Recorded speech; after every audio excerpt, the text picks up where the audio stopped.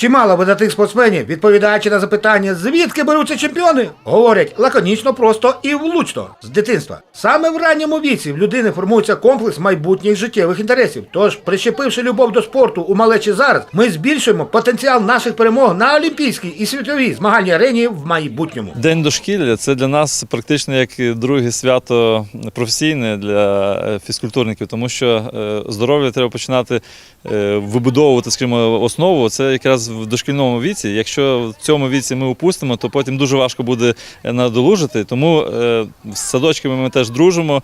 І цей садочок і ювіляр сьогодні, 50 років цьому садочку. Ми, звісно, що не могли не завітати в гості з подарунками, з презентами, з цією програмою невеличкою спортивною. Звичайно, в такому віці важко розгледіти майбутніх чемпіонів. Проте заохочення дітей до здорового способу життя – це і є першим кроком до регулярних занять ними спортом у подальшому. Як тебе звати?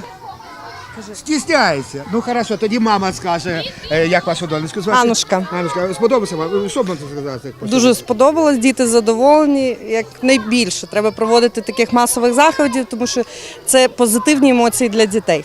Ну і зрозуміло, якщо діти задоволені, значить батьки теж задоволені. Ну, взагалі, ви розумієте, от вдома ви приділяєте увагу, щоб дітки бігали, займалися фізкультурою, і що в садику роблять тут? Ні, в основному весь час практично діти проводять в садочку, тому в садочку у них тут проводиться і фізкультура, ми знаємо, кожного дня, і музикальні заняття.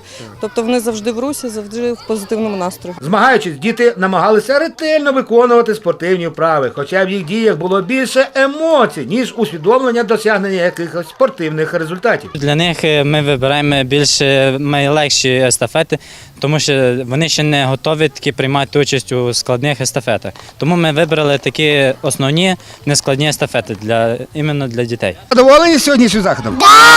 Да! Як ваша команда називається? Калина! А що таке калина, знаєте? Да, це кущ такий. Кущ, так, і росте така ягідка, так? Да. Що ви сьогодні робили? Змагалися. Змагалися. Що? Стрибали, бігали, так? Да. Скажіть, будь Веселі ласка. старти. Що? Веселі старти. Веселі старти, здорово. От, а ви зарядку хтось робить чи ні? Да. Молодці. А що ви в групі? Для чого потрібно займатися фізкультурою і спортом?